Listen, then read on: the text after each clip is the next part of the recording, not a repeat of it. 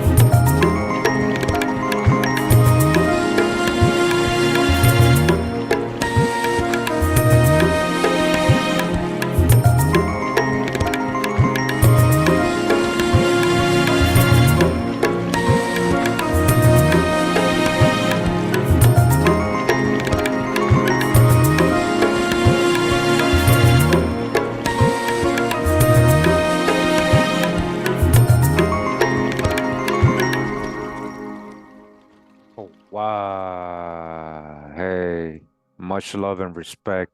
Pura vida, mi gente. Thanks for tuning in. Really appreciate you guys taking the time to do that. Much blessings, for giving me the time, all right? Shout out to everybody that's here in the live chat. We're gonna do a little recap, little review today. Got a lot of new people, guys, every day, trust me. And that's good, that's really good. Also, a lot of the old people I see ask me certain questions and I, go back to this video, go back to this video. So what I did today is a little compilation, a little remix of different videos, grab different parts from different videos and I put it all on this one when we're talking about how these anthropological books are describing, a lot of the Europeans here, the more ancient or indigenous, as some would call them, Yeah, if they're the original people, they're the oldest or whatever, But wanted to show you what is written in these anthropological books, these scholarly books, primary sources. So we don't think we're just blackwashing, history. It's just the truth, And their science is proving it every day as they keep finding new bones and new people and start reconstructing the faces and the bodies of these people. And they're showing us, so-called black folks or dark complexion folks, and they're admitting to it. So we're just gonna go and show you that the anthropological books are saying the same thing, all right? So I appreciate you guys tuning in, all right? Appreciate you very much tuning in. Wow. Wow.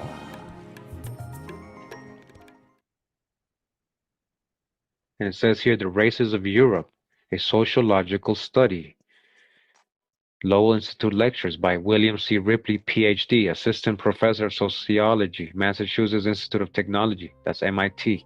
Lecturer on Anthropology at Columbia University in the city of New York, all right? Can we give him a little credit? It was like, Kurimeo, but that's the white man. That's the white man. Well, the white man is letting you know. The white man's letting you know that Europe was all swarthy. A new phase of the matter was presented by Broca's celebrated researches concerning the physical characteristics of the French people in the decade following 1860, especially those among the peasants in Brittany. Here, were the only Celtic-speaking people on the continent, and they were of a brunette and short race.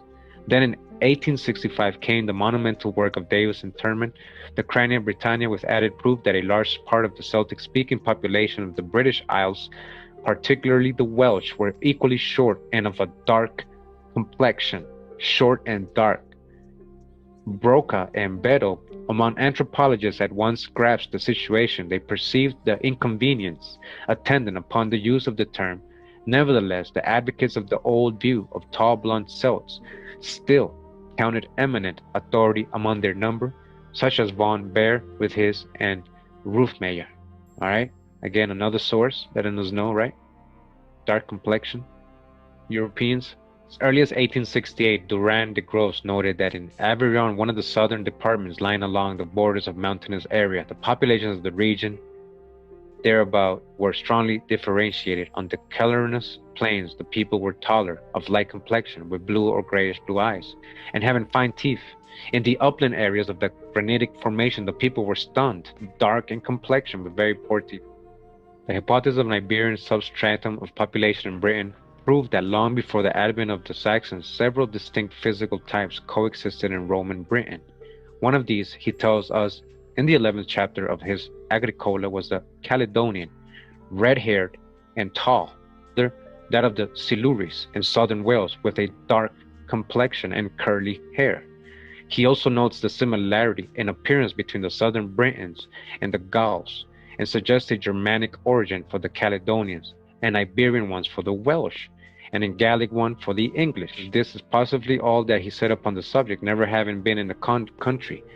Then Jornandes, an early Italian commentator, added fuel to the flame by amending Tacitus' words concerning the Silures of Wales, giving them not only dark complexion but black curly hair. Such were the humble beginnings of the Iberian hypothesis, notwithstanding which it has passed current for generations, as it is founded upon the broadest array of facts. What if we should conclude that the assumption is correct in the light of modern research? All right, in the light of modern research. One more facial type needs to be mentioned. It is monist in Kent and in the Isle of Wight. It is generally ascribed to Jutish ancestry from Jutland. That's Jutish from Jutland, Denmark. Our two upper portraits of page 316 represent this adequately enough. These people are darkish in complexion. The principal peculiarity in their convexity of profile from chin to forehead. The lips are rather thick. The nose is difficult to describe, unless we can agree to call it Jewish. What explanation can be offered for the curiously un-Teutonic population which seems to fringe the coast of Norway, especially central in the southwest? It is unattainable hypothesis, as in fact Nielsen found it is to ascribe this to the persistence of a substratum of lapse from the Stone Age. These people, to be sure, are characterized by all traits noted in the southwest of Norway, and this moreover to an extraordinary degree. They are almost dwarfed in stature.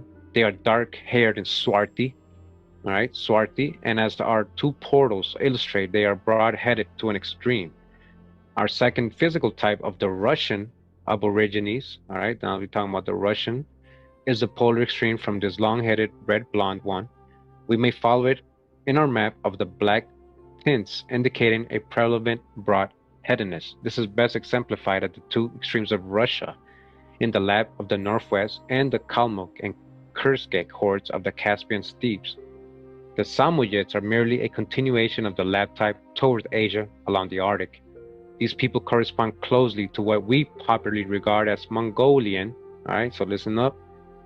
The Mongolians, they are all what? All dark or black-haired with swarthy skins. All right, the Aborigines, the Russians, because the Mongolians are really Russians. They're Russian Aborigines. Genghis Khan's real name is Georgy Danilovich. He was Russian. These hordes, these Mongolian hordes with these golden hordes, these Russian armies that were invading. All right, and this guy Georgy or Genghis united these Russian armies, or these kingdoms, what they call it, the story they call it. But these Mongolians, even Genghis Khan was very swarthy, very dark skinned. We are strengthened in this assumption that the earliest Europeans were not only long-headed but also dark-complexioned. By various points in our inquiry thus far, we have proved the prehistoric antiquity of the living Cro-Magnon type in southwestern France, and we saw that among these peasants, the prevalence of black hair and eyes is very striking.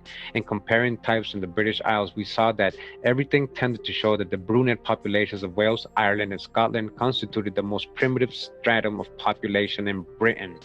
Furthermore, in that curious spot in Garfagnana, where a survival of the ancient Ligurian population of northern Italy is indicated, there are also other people characteristically dark.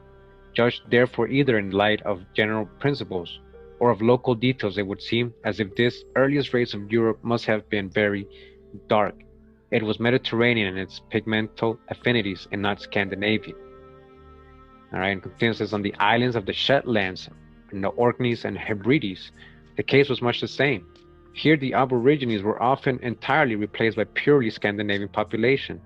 Such a family with strongly accentuated Norwegian peculiarities as depicted on this page. Its contrast with the Aboriginal dark population, in contrast again with the Aboriginal dark population. The old black breed needs no comment. The old black breed, the Aboriginal dark population.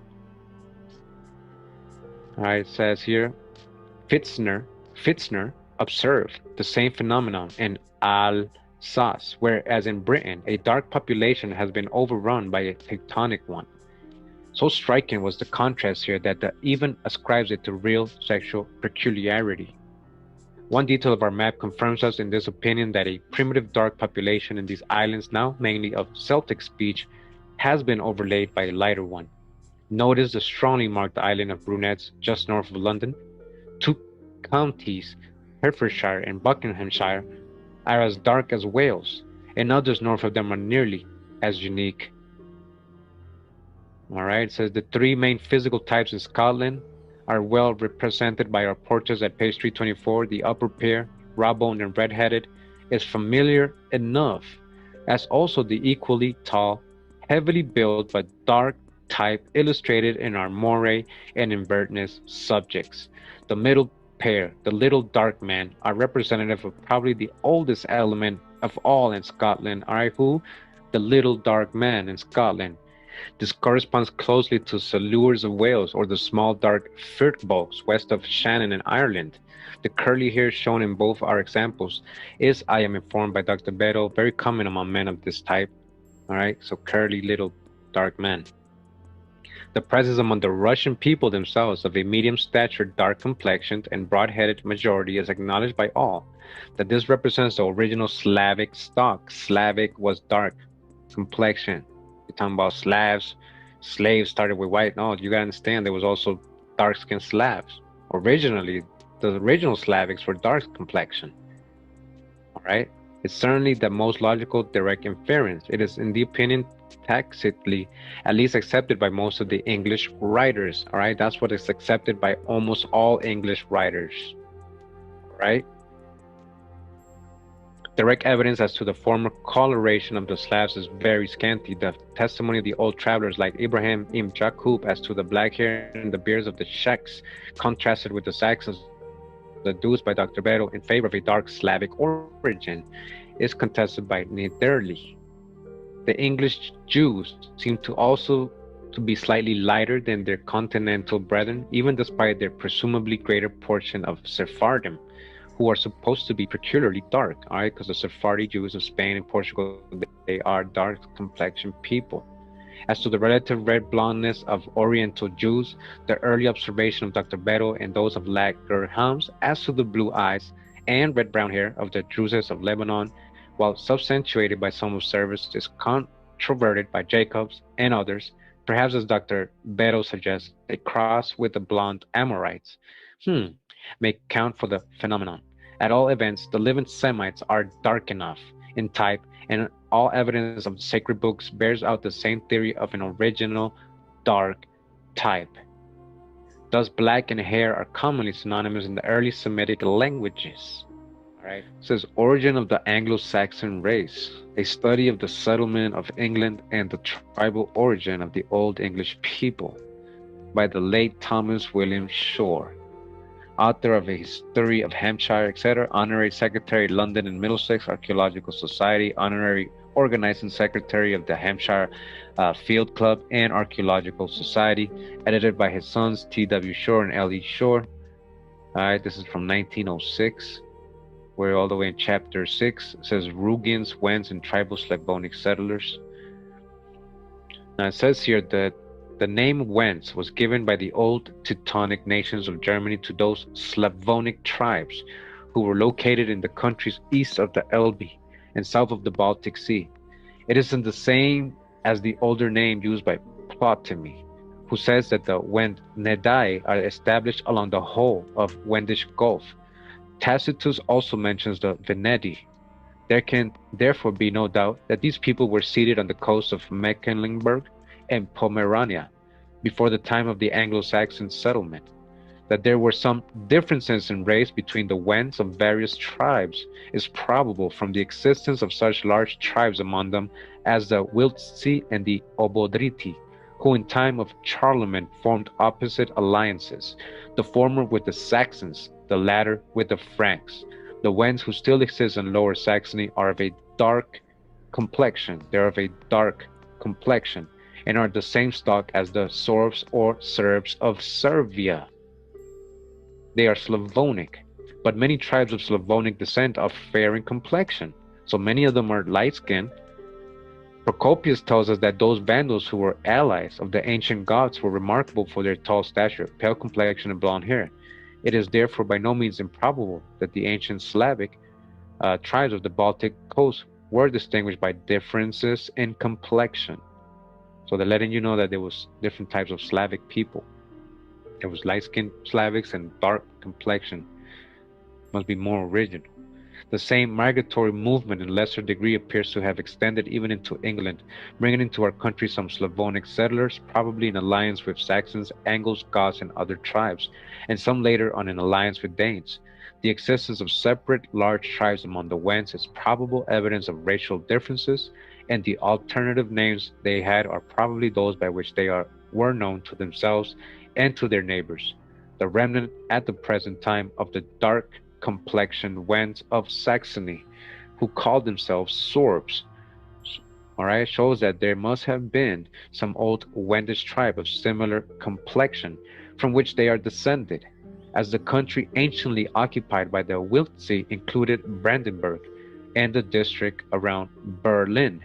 It joined the limits of ancient Saxony. On the west, there is evidence arising from the survivals, all right? So it says here, chapter 7 in the same book, our darker forefathers, all right?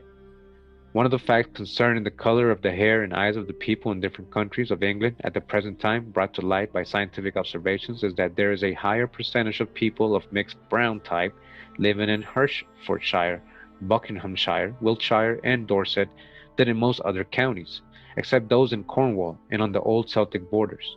The inhabitants of these countries are the darkest. This is usually explained on the supposition that in the process of the Saxon settlement of British population was allowed to remain in these parts of England, which in the course of centuries became mixed with the inhabitants of Anglo-Saxon descent, and consequently the present population is more marked than those of pure descent by brown, hazel, or black eyes with brown, chestnut, dark brown, or black hair.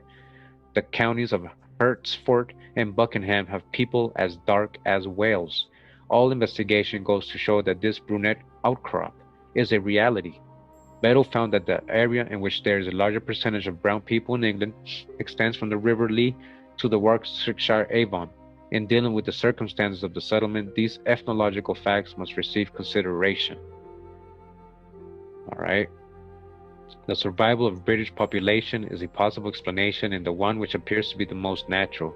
As there are some difficulties in this conclusion, the question arises, is there any other way in which the origin of these mixed brown people, surrounded by others of a somewhat fairer complexion, can be explained? An alternative explanation is that people of darker race may have come with the Angles, Saxons, or Danes, and have settled largely in these parts of the country. There is circumstantial evidence that people of brown or dark complexion did come into England during the time of both the Saxon and the Danish settlements, and this may now be summarized. All right, so it says that this consideration of the probable origin of the great proportion of brunettes in two of the South Midland counties of England leads us to that of colored names as surnames and place names, which may probably have been derived from the original settlers. For example, there is in the common name Brown, all right, Brown. This has been derived from the Anglo-Saxon Brun, right, Brun. So remember what I showed that Bruin and Dutch Bruin is black, Bruin. So like the hockey team in Boston, the Boston Bruins was basically talking about people of color or the black Bostons, basically Bostonians, the Bruins, the Boston Bruins. All right, Bruin is brown or brown complexion people. Hockey was invented by American Indians. They were talking about American Indians who are brown complexion, again signifying brown. It is not reasonable to doubt that when our forefathers called a man brun or brown, they gave him this name as a descriptive of his brown complexion. This probability that the brunettes were common is supported by the frequent references to persons named Brun and Anglo-Saxon literature. Brun was a name not confined to England in the Anglo-Saxon and later periods. On the contrary, we find that it was a common name in ancient Germany. The typical place name Bruninga Feld occurs in a charter of Etelstan dated AD 938, and local Q Bruninga Feld Disitur. Brunsham Hans is mentioned in a charter of Edward the Elder about AD 900. So it says, as regards the ancient brown race or races of North Europe, there can be no doubt of their existence in the southeast of Norway and in the east of Friesland. There can be no doubt about the important influence which the old Wendish race has had in the northeastern parts of Germany and transmitted to their descendants a more brunette complexion than prevails among the people of Hanover, Holstein, and Westphalia, of more pure Teutonic descent. We cannot reasonably doubt that in view of such survival of brown people as we find at the present time in the provinces of North Holland, Drenthe, and Overijssel, which formed the hinterland of the ancient Frisian country, numerous brunettes must have come into the England among the Frisians. It says the consideration of the evidence that people of brunette complexions were among the Anglo-Saxon settlers in England leads on to that of people of a still darker hue, the dark black or brown black settlers. Probably there must have been some of these among the Anglo-Saxons, for we meet with the personal names Blackman, Blackman, Blakeman, Blackaman, Blackasunu, Blacka, and Blatchiman or Blachman in various documents of the period. All right, Blacka was an ealdorman of Lindsey who was converted by Paulinius. Blackman was the son of Eldric, a descendant of Ida, ancestor of Elhred, king of Bernicia, and so on. The same kind of evidence is met with among the oldest place names. Blackenberg is mentioned in Anglo-Saxon charter. Blackenmanstone was the name of a place in Dorset, and Blackenmanstone that of a place in Kent. Blackenshell.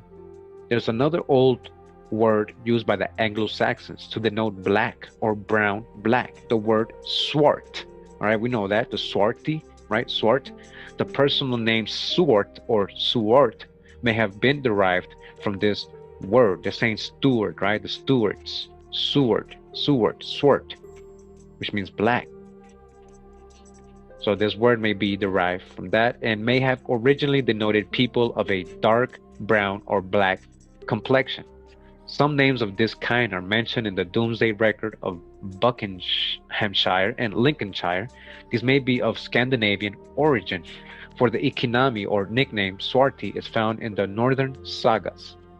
Halfdan the Black was the name of King of Norway, who died in 863. The so-called black men of the Anglo-Saxon period probably included some of the darker Wendish people among them, immigrants or descendants of people of the same race as the ancestors of the Sorbs of Lausatia. All right, so I know I'm reading and I hope people's understanding, but letting us know that there was black Anglo-Saxons. So like people try to say, like Benjamin F. Franklin earlier saying, oh, the only white people are the Anglo-Saxons. Well, some of them were, but not all of them were. All right. It says, the ancestors of the Sorbs of Lausatia on the borders of Saxony and Prussia at the present day. Some of the darker Wends may well have been among the black Vikings. All right, black what? the Black Vikings referred to in the Irish annals. Black Vikings, all right?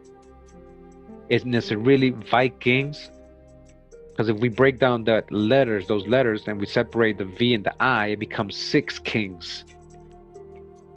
We put a space in between those, and we look at it like Roman numeral, the six kings, the Vikings, the six kings. Again, the Black Vikings referred to in the Irish annals as well as in those of Wales. It may have been the people who have left the Anglo-Saxon name Black Man or Bergi, which occurs in one of the charters, Blackmanstone on the Kentish coast and Blackmanstone on the Dorset coast. As late as time of the Domesday Survey, we meet with records of people apparently named after their dark complexions. In Buckinghamshire, Blakeshiman, Swartinus, the Swartiness, right? And others are mentioned in Sussex, one named Black in Suffolk, Blackamanus and Swartikungus, and others at Lincoln. The invasion of the coast of the British Isles by the Vikings of a dark or black complexion rests on historical evidence which is too circumstantial to admit of doubt. All right, this scholar from all these historical societies is letting you know Black Vikings, right? Dark-skinned Vikings. There's too much historical evidence, which is too circumstantial to admit of doubt. All right, he's already letting you know it's too much evidence. But what happened throughout history? What did they teach us? All the circumstantial evidence that he knew about. This is from the 1800s, right? So why didn't they teach us that there were Black Vikings? Why did they always show us white Vikings? All right, in the Irish annals, the Black Vikings are called Dub Gentí, or Black Gentiles. These Black Gentiles on some occasions fought against other plunderers of the Irish coast known as the Fair Gentiles, who can hardly have been others than the Fair Danes or Northmen. During the year 851, the Black Gentiles came to Athcliath, Dublin, example Dublin. So that's the name, Dublin. In 852, we are told that 8 ships of the Finn Genti arrived, we're talking about Black Vikings, and fought against the Dub Genti for 3 days, and that the Dub Genti were victorious. The Black Vikings appear at this time to have had a settlement in or close to Dublin, and during the 9th century were much in evidence on the Irish coast. In 877, a great battle was fought at Loch Cuan between them and the Fair Gentiles, in which Alban, chief of the Black Gentiles, fell. He may well have been a chieftain of the race of the northern Sorbs of the Mecklenburg coast. There is still another way in which men of black hair or complexions may have come into England. As draws among the Norse invaders, in his translation of Orosius, King Alfred inserts the account which Other the Norse mariner gave him of the tribune in skins, eiderdown, whalebone, and ropes made from whale and seal skins, which the northern Finns now called laps, paid to the Northmen. Their descendants are amongst the darkest people of Europe, and as they were thralls, some of them may have accompanied their lords. The Danes and Norse, having the general race characteristics of tall, fair men, must have been sharply distinguished in appearance from Vikings, such as those of John Borg, for many of these were probably of a dark complexion. There's an interesting record of the descent of a dark sea rovers of the coast of North Wales in the annals of Cambria under the year 987, which tells us that Gothric, son of Harold, with black men devastated Anglesey and captured 2,000 men. Another entry in the same record tells us that Meredith redeemed the captives from the black men. This account from the observances of their forefathers. Okay, so this is another screen. So it says, so they slew both the black and fair Hawalt, whose names in subsequent Christian time were and still are held in high honor in Westphalia. It is a touching story and one that tells us more than the devotion inspired by Christian zeal to risk their lives, which these missionaries showed for the conversion of men of their own race. For as their names indicate, they bore in their different complexions evidence of the existence of the fair and the dark people amongst the Anglo-Saxon stock. All right, both colors, complexions. Weringa or Werinch is Hertfordshire. The probable connection of the Wends, some tribes of whom which are the Sorbs, are known to have been dark, with parts of the Germany near Brunswick and with parts of herds and bucks is shown by these names. Domesday Book tells us huscarls in Buckinghamshire and a people who bore such names as Swarting, Suart or Suan, Suart, and Swart among its land holders, and it is difficult to avoid the conclusion that such names refer to people of dark complexions. All right, if they got last names like Seward, Stewart, Seward, all right, it's hard to avoid that they have dark complexions. Among the Lamans of Lincoln, a very Danish town, there were also apparently some so-called Danes of a dark complexion. All right, who's the Danes? In Hampshire, however, we do not meet with general blunt type. Of the New Forest district, McIntosh says, the New Forest is inhabited by a mixture of races which almost defy classification. The complexion in general being dark. All right, in general being what? Dark. And this prevalence of dark complexion people among the inhabitants of the New Forest district is still apparent. It is in parts of Wiltshire and Dorset. The same ethnological observer, McIntosh, also says, in the Middle and North Hampshire, the people in general belong to a dark complexion race. I have heard the opinion expressed that they are Wends, or a Belgic tribe of Wendish extraction. The present writer is not able to regard the dark complexion type as being largely race. The latter cells are not characterized by this head form. The survival among living people here and there of representatives of the broad-headed type is an interesting ethnological circumstance. As might be expected, it is chiefly in the most mountainous part of England, in the remote parts of Cumberland, that traces of this race may still be met with. The type is, according to Beddoe and Ripley, marked by being above the average in height, generally dark in complexion, the head broad and short, the face strongly developed at the cheekbones, grown or beetle-browed, the development of the bow ridges being especially noticeable in contrast with the smooth, almost feminine softness of the Saxon forehead. And right here we have Riddles of Prehistoric Times by James H. Anderson. And he says the Basques are of middle size, compactly built, robust, and agile, of a darker complexion than the Spaniards. So the Spaniards are dark, remember. So the Basques are even darker. All right, the Basques, the original Basques. Their language has a resemblance to the Finnic, as well as to some of the languages of the Red Men of the Pacific coast, and to the Gaelic in Ireland and Brittany. An ice age probably drove them south. Some few probably survived as cave dwellers, but the larger part perished. It says here the first inhabitants of southern Europe, northern Africa, Arabia, France, and the British Islands were a race of small men who did not average in height more than about 4 feet 5 inches. They were of slight build with dark complexion. They were cave dwellers, emanation from Lemuria, he says, all right? Lemuria. So a description of the western islands of Scotland containing full account of their situation. Let me see. Extent, soils, product, Harper's Bay. All right, and it keeps going. So this is from Martin, I believe his name is. Yeah, and from 1716. All right, this book is from 1716. You can find it on archive.org. It says the inhabitants of this isle are generally well proportioned, and their complexion is for most part black. They are not obliged to art in forming their bodies, for nature never fails to act her part bountifully to them, and perhaps there is no part of the habitable globe where so few bodily imperfections are to be seen, nor any children that go more early. I have observed several of them walk alone before they were 10 months old.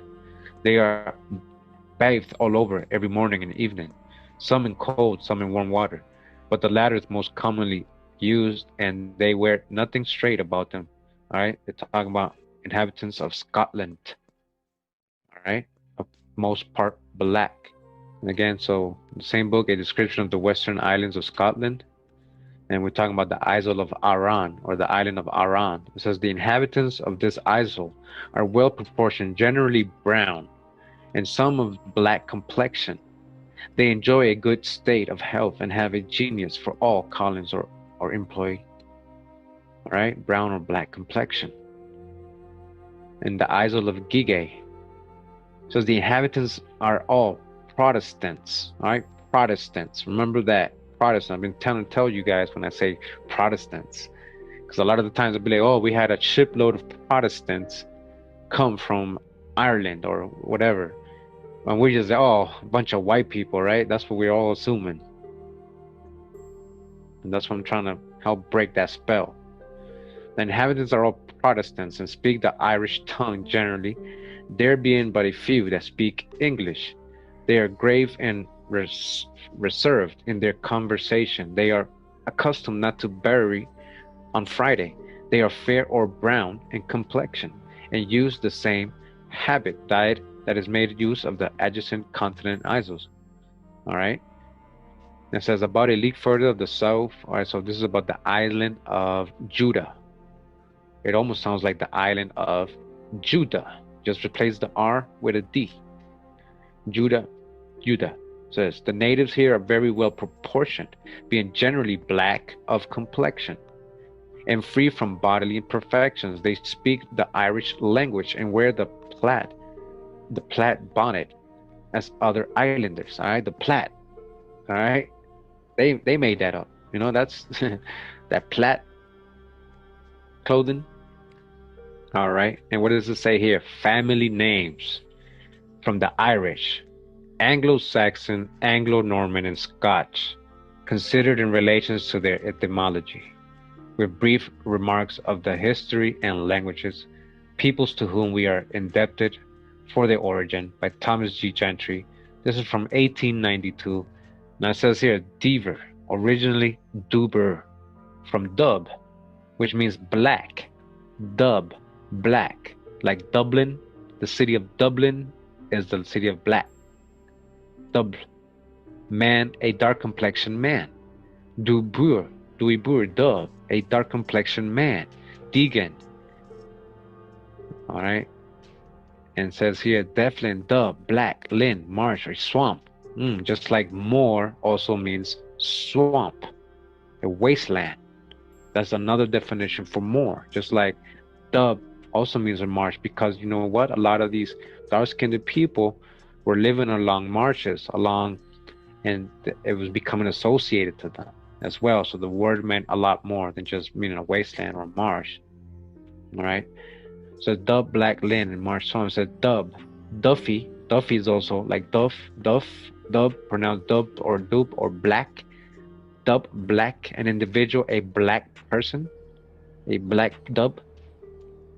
All right.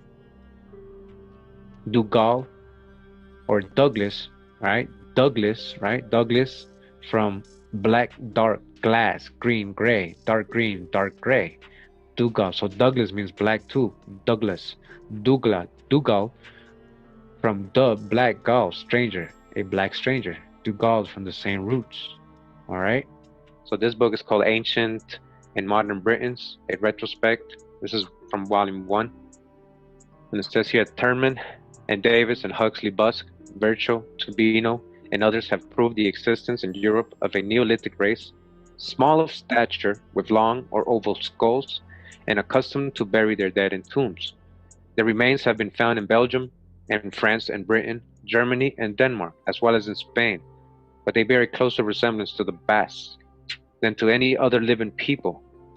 This Neolithic race has consequently been identified with the Basques and the Iberians, and extreme exponents of the theory do not hesitate to speak of the Iberian ancestors of the people of England, recognizing the racial characteristics in the small, swarthy Welshman, the small dark Highlander, and the black Celts to the west of the Shannon, as well as in the typical inhabitants of Aquitania in Brittany. Some investigators go even further. M.D. Arbois de Jubainville, for example, regards the Iberians as the descendants of the Atlantes. All right, what have we learned about Atlantis? Says example, the hypothetical inhabitants of Plato's great western isle of Atlantis. All right, so you see what I'm saying? So are all these swarthy people really from Africa? Is that what you think I'm saying? And maintains that in Europe they possess Spain, Gaul, Italy, and the British Isles, penetrated into Balkan Peninsula and occupied part of northern Africa, Corsica, and Sardinia. From where? From Atlantis. Not the origin of the origin was in northern Africa. He's saying it came from Atlantis. Thus, we see that the Basques or as Euskers were looked at as Ugrians, are brachycephalic or round-headed and sallow, rather than tawny in complexion. As Iberians, they are dolicho or cumbocephalic and of a swarthy hue. According to the one conjecture, they are nearer the Eskimo than the Tasmanian. According to others, they are more Australoid than Mongoloid.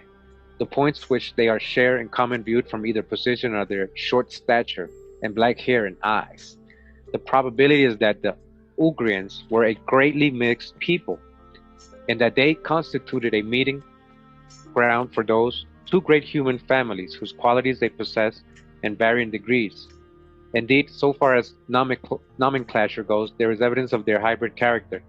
There were certainly Ugri or black Ugris as well as white. Again, there was black Ugris as well as white. Black Khazars as well as white Khazars, all right? There was also black Khazars, all right? They weren't all white. You know, we say the Ashkenazis are Khazars.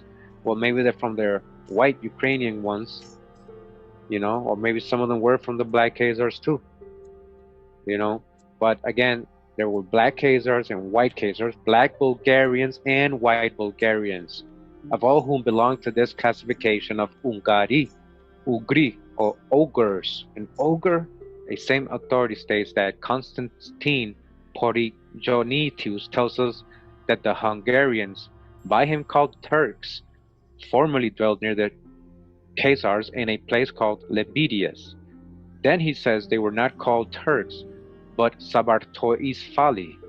Sues ingeniously conjectures that the first syllables are equivalent to the German swart, swartz, black, and that the whole word is a translation of the Slavic Cerni Ugri, black Ugri, by which the Hungarians are known in later Russian writers. The Hungarians were known as the black Ugri. Hungarians, the Hun, are known in later Russian as writers, while white and black, as is well known, means, with Eastern writers, little more than dominant and dependent. Thus the black Khazars, or Hungarians, were the subjects of the white Khazars, he's saying here. It says black or Kara. All right, so Kara, this is an explanation that he was talking about. I just wanted to show the footnote.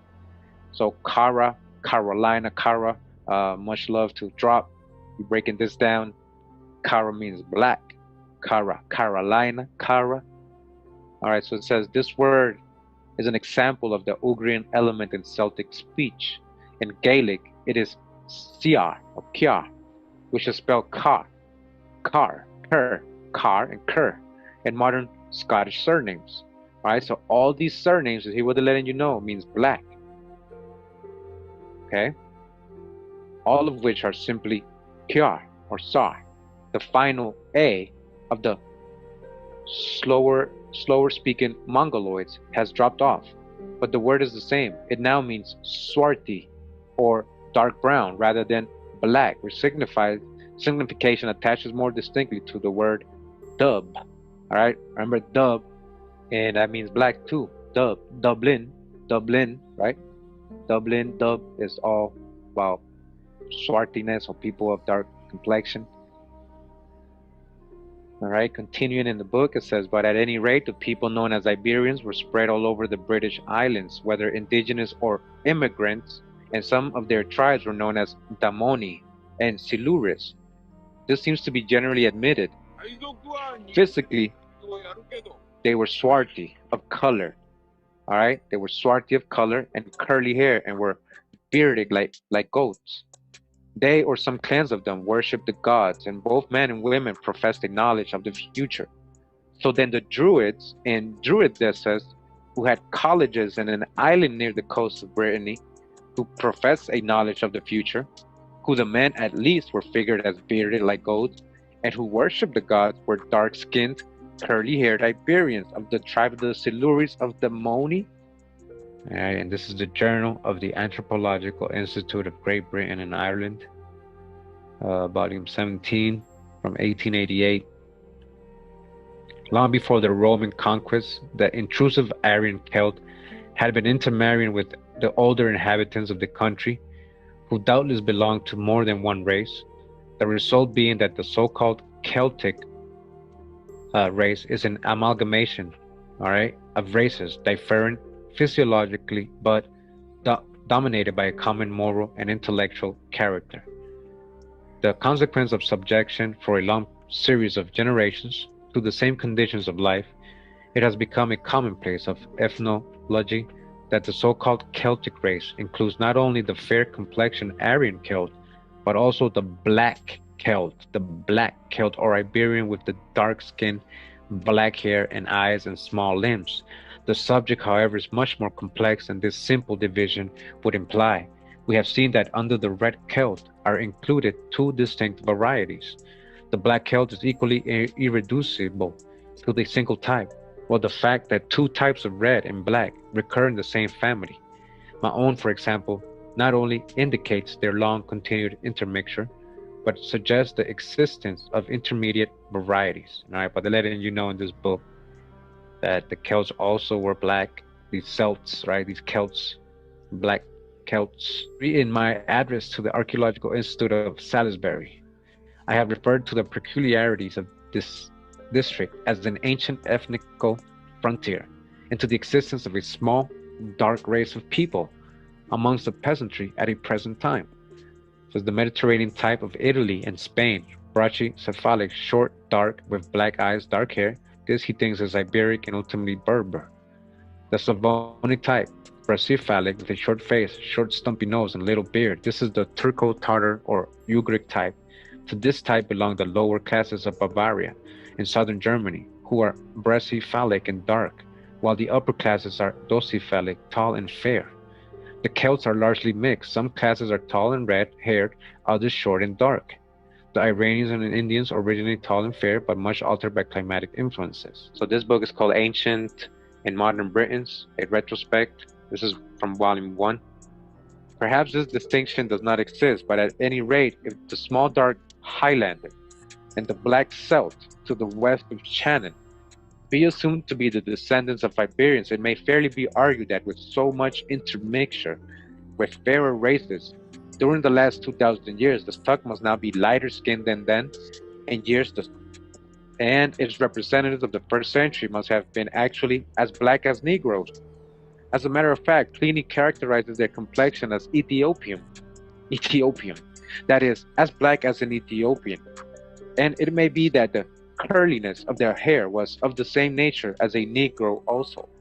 Thus, the Negritos of Huxley, the owners of such skulls as those found in Caithness, may have been allied to the ancient Iberians.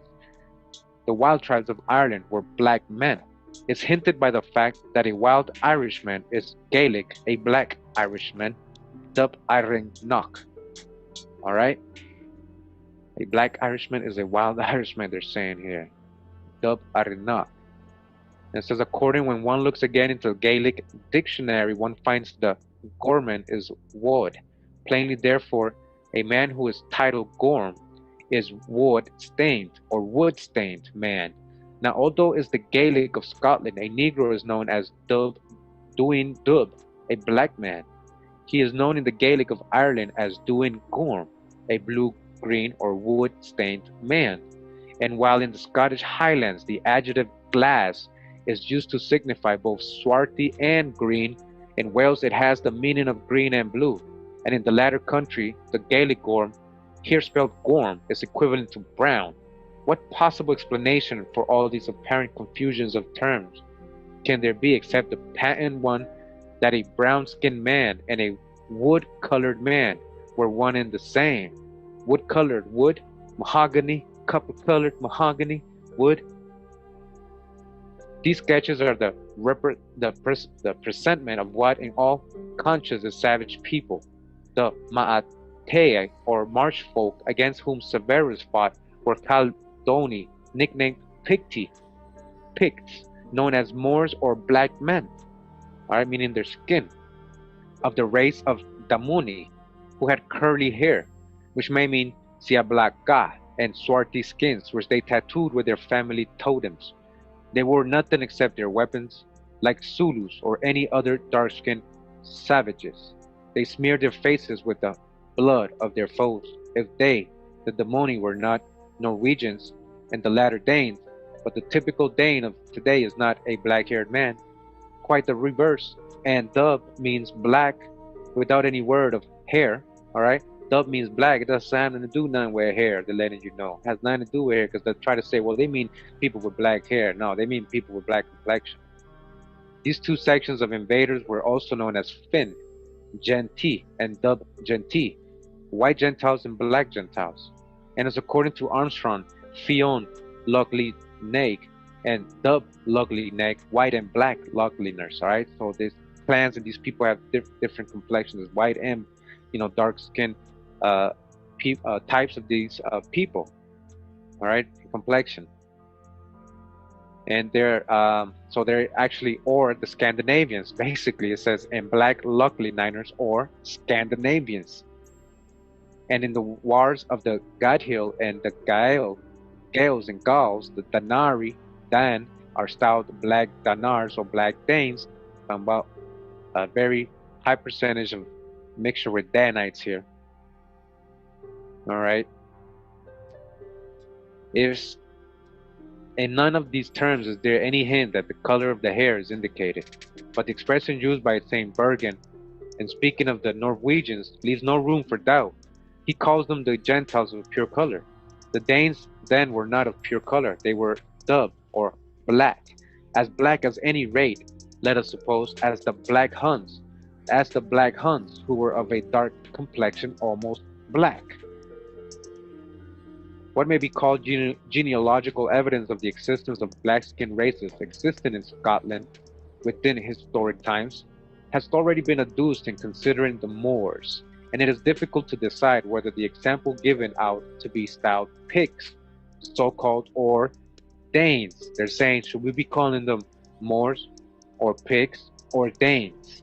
Because both were Picts and contemporaries and lived at the same time. And they were distinct, which still bears the name of the ancient Moray men, was also the very district in which the Danes, in parentheses, lingered longest, that excluding the Isles. So he's trying to tell you there's a connection there with the Danes, Danites, Picts, these so-called Picts, right? If you don't know the Picts, the movie Braveheart, he was supposed to be representing a Pict, right? And so, of course, they whitewashed it, right? And they put, Mel Gibson on. You can take my land, but you can't take my freedom. It was a good movie, though. But the pigs were definitely aboriginal melanated people. And could they have come from the old world, the true old world, Atlantis, so-called Atlantis, America? I remember earlier he says there's definitely proof that they might have come from there and mixed with these Iberians and then these other people in Ireland and all that. So he's saying the Danes also have a lot of influence. They lived at the same time with the Picts. All right, so the Picts meant almost saying pictures or tattoos, because they had a lot of tattoos in their body, almost just like the California Indians, the old pictures we see of the California Indians. All right. Now it says, for which reason it had become the hunting ground of the fair-skinned victors, descendants of the Freckshire and the Flemen. Beowulf the Flemen, founder of the powerful Innes family and others of kindred race. Therefore, when a black man is discovered on a family tree of 1,000 years ago, he may be either a Dane or a Pict. All right. Again, therefore, when a black man is discovered on a family tree of 1,000 years ago, people would either say he's a Dane or a Pict. All right. Of those, however, who are better known by the former name, there may be specified an ancestor of the MacLeods or MacLeod. All right, that family being held to be descended at that date of Martin's visit to the Western Islands, and in his words, from Leod, son to the Black Prince of Men, which island was the long time under the rule of the Danes.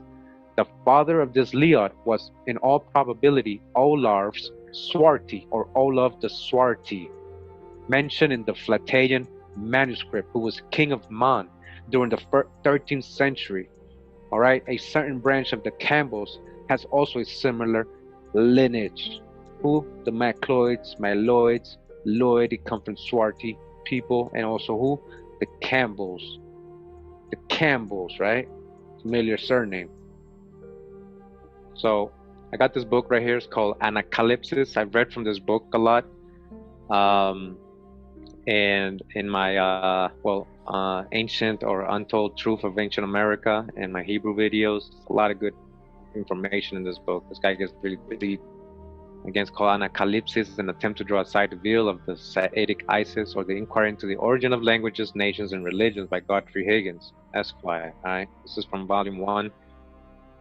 And he says right here, says, some years ago, I was informed by a friend since deceased that he had seen a church, I think in the Netherlands, dedicated to the Black Virgin, a la Virgin Noire. I have no doubt of the fact, though I have forgotten the place. Here we have the Black Venus and Ceres. Alright, Ceres is linked also with the corn deity of America. If you saw my corn videos, this Ceres, this Black Virgin.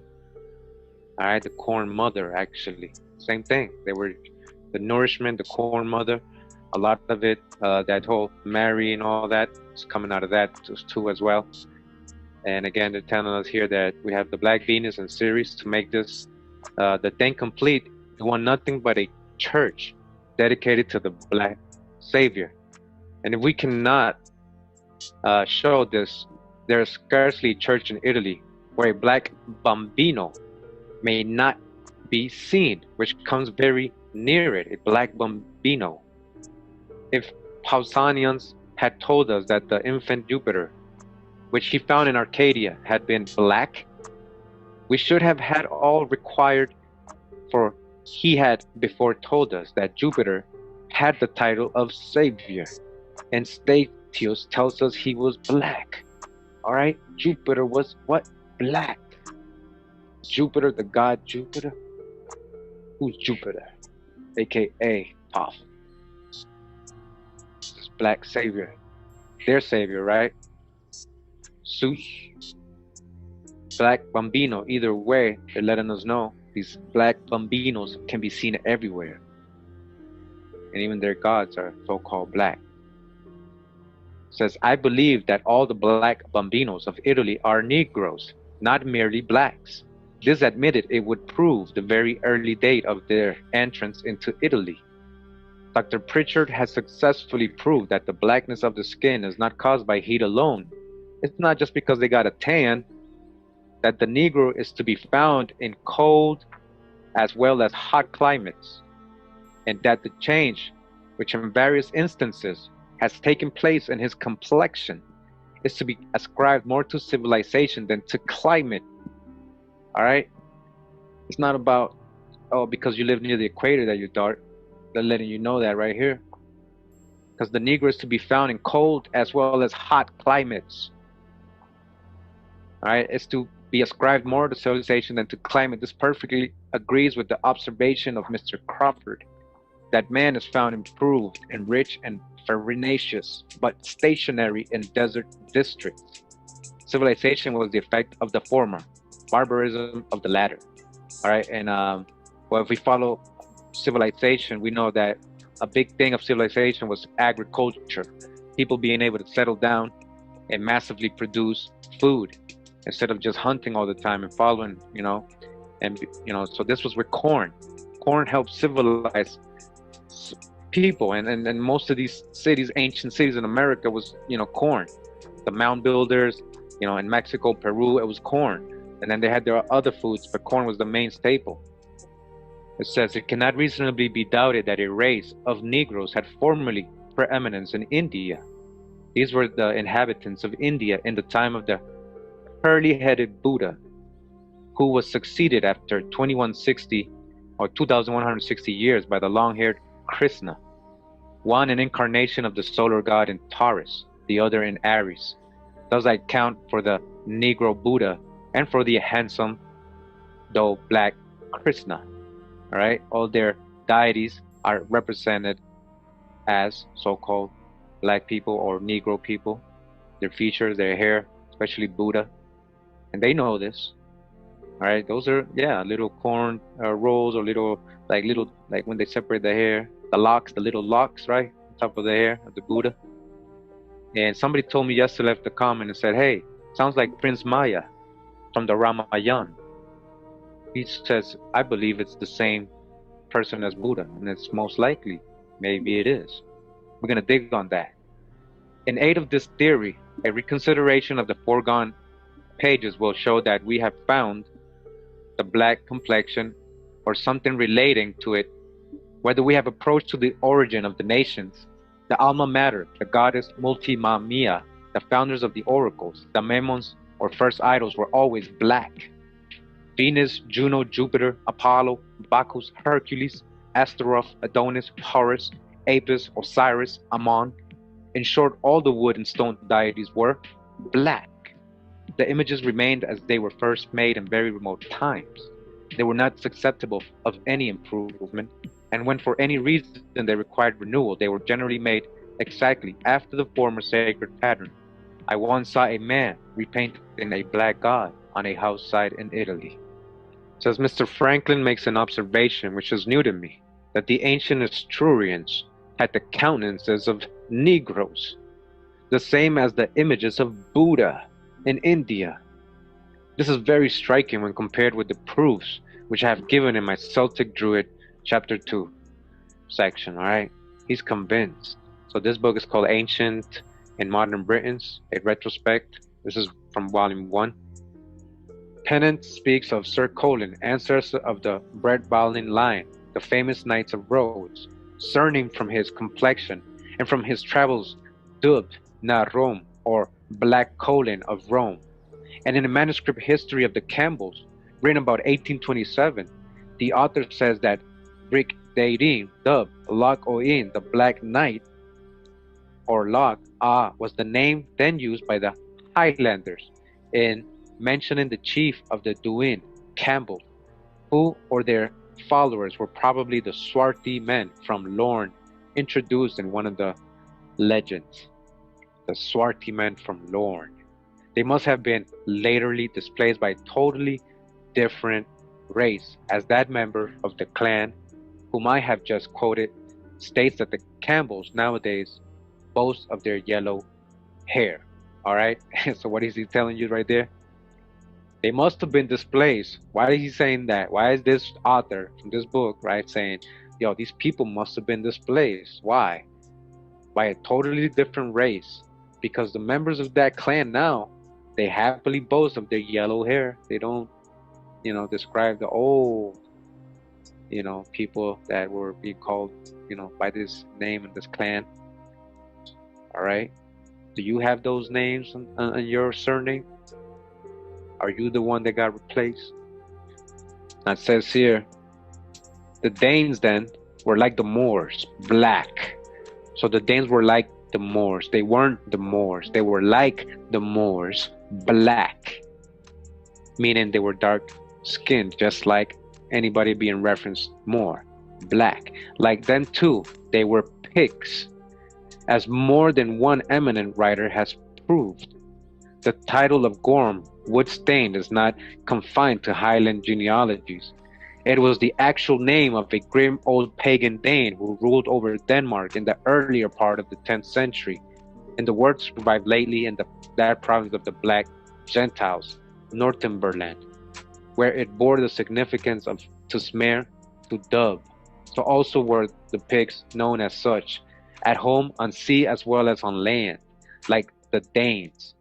In the year 729, the Irish annals record that 3 ships of the Picard dock were wrecked this year on Iroith Cuisine, and 10 years previously there had been fought the maritime battle of Ardenisby between Duncan, the son of Bec, with the tribe of Gabran, and Selbach, with the tribe Lorne, in which battle certain chiefs were slain.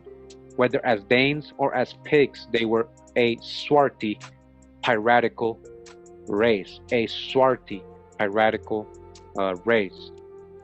And it is interesting to notice that the custom of tattooing has survived longest in their professional descendants, our own seamen. But the swarthy hue asserts itself still, though, in a modified degree. Last century, when Martin described the western islands of Scotland, he remarked that the complexion of the natives of Skye was, for the most part, black. Scotland, black. Of the natives of Judah, or as that a D, Judah, he said that they were generally black of complexion, and of Aran that they were generally brown, and some of black complexion. The inhabitants of the isles of Gigay presented a greater mixture. They were fair or brown in complexion, and Pennant, speaking of the Islay people, describes them as lean, withered, dusky, and smoke-dried. In the memorable tour through the north and west of Scotland, Johnson and Boswell several times took notice of the swarthy color of some of the natives. All right, the swarthy color of who? The natives. And where? Scotland.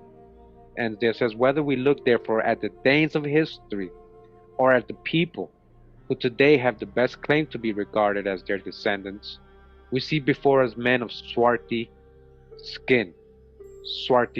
and what is more, we see that Meredith and the southern Welsh of the 10th century were by inference Centro Croy. All right, it says here chapter 8. All right, so I try to go through most of the book and pick out, parts where they were describing. All right, so this says here, before going on to consider the various consequences of regarding the Danish pirates as swarthy Danish pirates. All right, now we're talking about pirates. Who? Danites, Danish pirates. The tribe Atuat, the Danan came in ships. Danites, Danish pirates, a swarthy half Mongoloid people. It is advisable to discover, if possible, what traces they have left of their complexion in the topography and the language of this country, they and any other black race. It says the presence of a blackamoor of so-called pigs were, example, Moors work, a circular structure of large stones strongly fortified by a wall, which stands on the left bank of the Black Burn, a mountain stream in the parish of Castleton, Roxburghshire, proclaims with equal distinctness that the river owes its title to the swarthy people who once dwelt beside it. Beside other Black Burns, there is a village of Blackburn in Lincolnshire, a village of Blackford in Perthshire, and another in Mid Lothian. This last is situated in the neighborhood of Morton Hall, where there are several tumuli or pyramids or mounds, and near at hand are Pentlands, example Paintlands, formerly Pig or Piglands, the land of the pigs, a name which still clings to the northeastern limit of Scotland, once known as Galib, or the land of the Gallies, or foreigners, who, whether early pigs or later Danes, were painted Moors. They were painted dark-skinned. Pigs were foreigners. Where were they coming from, these pigs? Was it Atlantes again? Of other Scottish rivers showing a like pedigree, there may be named the Black Esk, the Black Cart, the Black Adder, each of which has a companion white stream of the same name, the Black Devon and the Black Megget Water, each of which has a companion bearing no distinctive forename, and it may be noted that the Blackadder flows through the district known as the Merse or Marsh, and that the Avondale was one of the chief rivers of those marsh dwellers, or Matai, the Swarthy, the Moni. Says 2 consecutive circles are traceable on it. Black House, a range of mountains on the natural border of Selkirk and Prebbleshires. This region, from so early a period as the time of Malcolm Theomore, belonged to the family of Douglas, or Dubglas, or Black Swarthy. Douglas is 2 ways of saying basically dark, black, swarthy. Douglas, and appears to have been used by them as both as fastness and hunting ground. Black Law, a ruined tower of the Douglases of Finkeland, Blackwater, the territory now forming Patrick Parish, Wintonshire. Several of these places and some other black names are within the limits of the pigs, blackamoors, dyke, a long line of ancient fortification in Galloway and Dumfriesshire, commencing at Loch Ryan near Innismesson and extending to the upper part of the Solway Firth. It separates the fertile lands of the seaboard districts from the irreclaimable waste and wild fastness of the mountains. And that this particular district should teem with relics of the black people is not surprising, since according to Mr. Skene, the pigs of Galloway retained their individuality longer than any other division of their kindred. And right here it says Megaliths, the Black Builders of Stonehenge. All right, by Elmer von Fleischer. Just wanted to read this. It says in Scandinavia, at least, there is some evidence that the human prototypes of the elves were the short, dark, magic-working, uncanny laps who were conquered and enslaved by the Gothic invaders of Scandinavia. The Firbolgs, Tuatha Danann, the Nemedians, etc., in Irish mythology were pygmies. The first inhabitants of Greenland in the Arctic Circle were the Twa. They are mentioned in Viking sagas such as the Gralendinga saga and the Eldrick saga.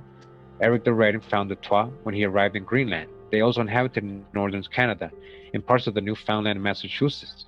The Norsemen called them Skrellings. All the early commentators described them as being black and of short stature. See, for example, Legrand H. Clerk II, The Mystery of the Arctic Twa, and Ivan Sertimus, African Presence in Early Europe. David McRitchie has written in Appendix B of work, The Testimony of Tradition, that the Skrellings were ever situated were pygmies. It's evident from the testimony of Olaus Magnus and the accounts of the 11th century Northmen fully corroborate this. All right, and then this is the Journal of the Anthropological Institute of Great Britain and Ireland, Volume 9. All right, and it says here that the Gitnaks or Gitanos, the Gitanos or the people from the Gitai area, gypsies who are commonly called in France Bohemians. The former are peaceable and molded in the same civilization as the Basque. The latter, for the most part, lead a nomadic life and are repelled by the inhabitants as thieves and vagabonds. Though some lead quite an inoffensive one, like some I saw dwelling at Cyborn, a suburb of Saint Jean de Luz. These are mostly fishermen. They are called Cascarots, a corruption Dr. Gilbert considers a cat's agot. He regards them as African origin. Some of them were very dark and handsome, but not so striking as our gypsies. So let's go to the next. Right, it says The Races of Europe by Carlton Stevens Coon. He's a coon, yeah, he's a coon. He's a literally he's a coon, all right? Carlton Stevens Coon, The Races of Europe. Assistant Professor of Anthropology, where? In Harvard University. Harvard University, all right? That the Huns came in great numbers cannot be questioned, and that they introduced a completely alien racial type onto European soil is vividly attested by the accounts of numerous contemporary historians, among whom may mention Jordanes, Sidonius, Apollinaris, and Priscus. These authors unanimously describe the Huns as being short, broad-shouldered, like thick-set, swarthy. All right, swarthy, the Huns are swarthy, flat-nosed, slit-eyed, nearly beardless, and bandy-legged. The Avars are described by some authors as being identical with the Huns, but by others as being less horrible of aspect. According to the Byzantine wit, Jordanes, the Avars defeated the Iranian-speaking islands, who were descendants of the Sarmatians, right? Remember them? By frightening them with their faces and not by valor.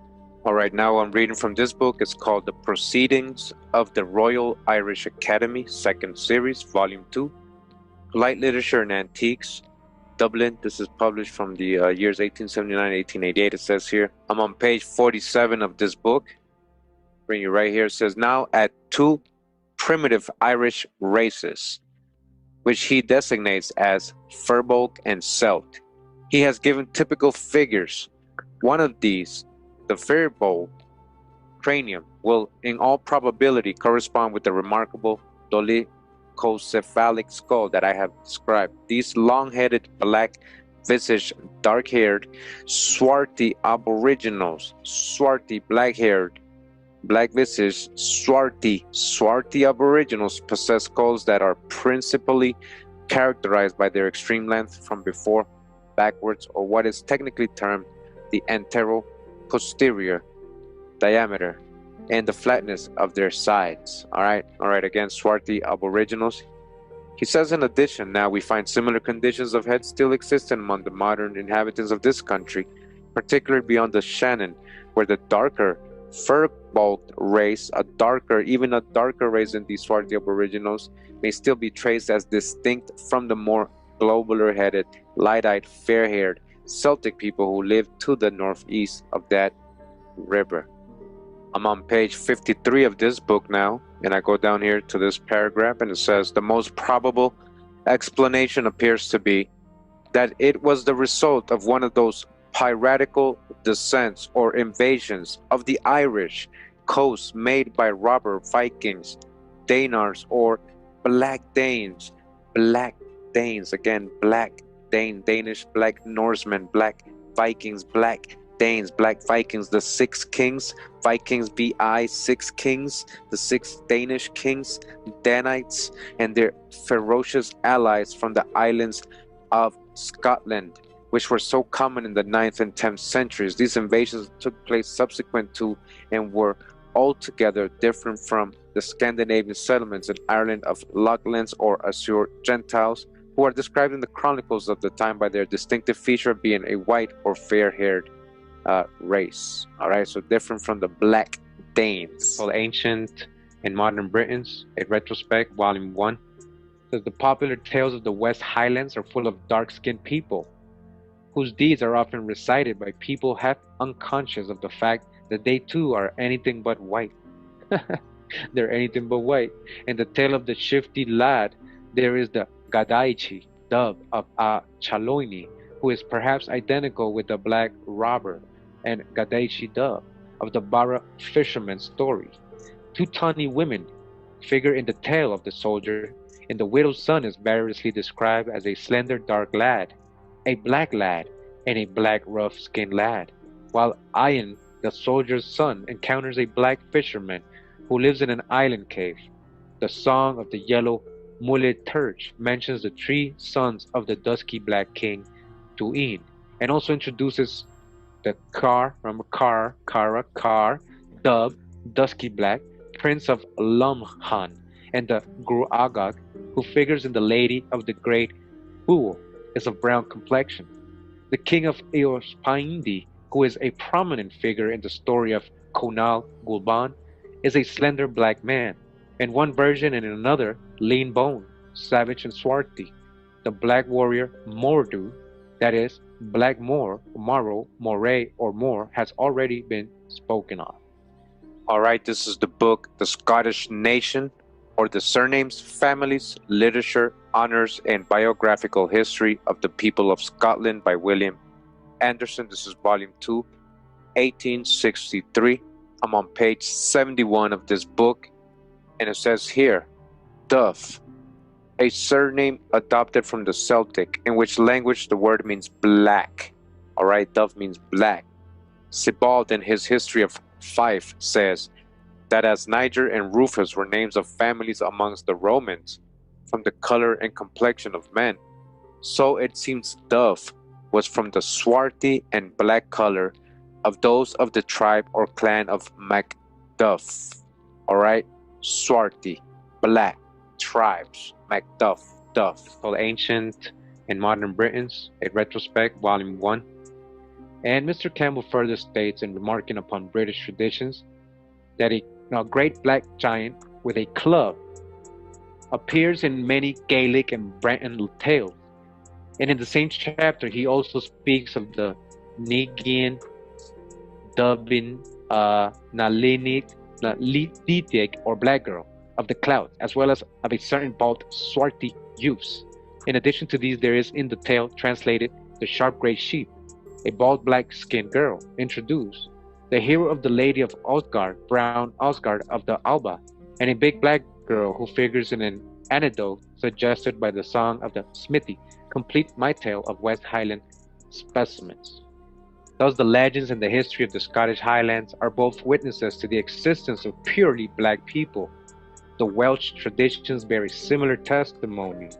The hero Peredur, son of Efrog, discovers a company of bald, swarthy youths sitting at the hall door of a black giant playing at chess. This giant is styled the Black Oppressor. He seems to have been of the same genial nature as the Black Knight of Ashton-under-Lyne. He very frankly informs Peredur that for this reason I am called the Black Oppressor, that there is not a single man around me whom I have not oppressed, and justice have I done unto none. Says Kynon of the son of Clitno encounters another of those black people, a black giant with an iron club, and such giants swarm throughout the Welsh tales. The Mabinogion, says Mr. Ward Sykes, are full of black men, usually giants, always terrible to encounter, and they are all extremely ugly. Alright, in which respect they resemble the misshapen and swarthy Huns, the foul-mouthed and ugly Black Dane who went to Vinland in the 11th century, the ill-dimmed mist of many centuries, the giant Gornok who was slain by Kai and the Arthurian knights, and whose castle and treasures they appropriated was once an actual black Gentile. Again, he was what? Once an actual black Gentile, living in one of the many black castles whose names still speak of their former lords. So the shaggy-browed Waspaden Penkor, who, like the so-called black serpent or serpent-crested black man slain by Peredur, is pictured as throwing poison arrows or darts at his enemies. It's pretty clearly one of those hateful, horrid giants known to the Irish chroniclers as the Tuat Figda, who carried nothing about them but poison iron. The Welsh tales, it has been said, are full of black giants against whom the Arthurian warriors fought. An inference from this is that Arthur's followers were white. So they're inferring, because they were fighting black giants, that these people were white. But it wasn't like that. Who's King Arthur for real? Are we talking about Prester John?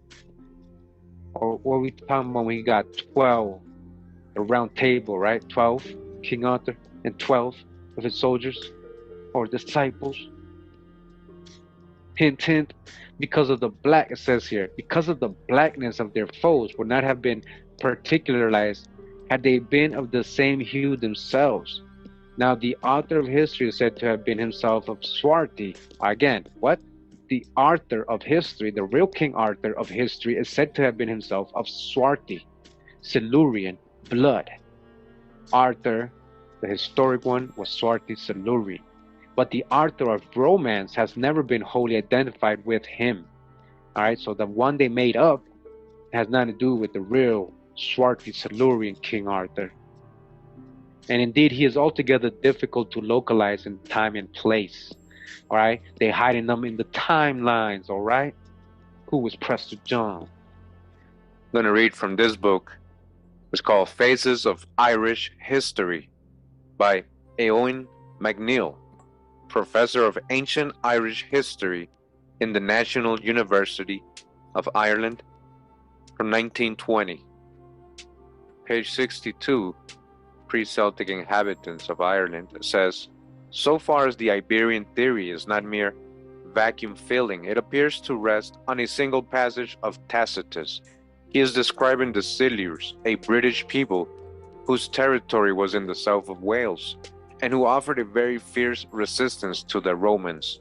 The swarthy complexion of the Silures, again, the swarthy complexion of the Silures, he says, the prevalence of curly hair among them, curly hair, and their position over against Spain argue that the ancient Iberians must have crossed over from Spain and occupied the territory. We have often heard the occurrence of similar physical traits in the west of Ireland ascribed to a more recent Spanish mixture. In 1851, a new variety of Norsemen arrives on the Irish coast. They are called the Black Heathens, the Black Foreigners, the Black Lochlannachs, in contradiction to the Fair Heathens, Fair Foreigners, or Fair Lochlannachs, who had been here before them. The Welsh chronicle, the Annals Cambria, makes it fairly clear that these Black Heathens were the Danes. They came in hostility to the Norwegians, with whom they fought fierce battles, and we have already seen that for a number of years the Danes held the chief power in the Hebrides. book is called Ancient and Modern Britons, a retrospect, volume 1. But the traces of our black ancestry are visibly existent in 100 surnames. Some of these denote complexion, others do so but indirectly. The first class includes a great many. There are the clans Ruari and Dugal, spelled Dug-gal, or black strangers, in their own genealogy. In their own genealogy, all right? This is in their own family history.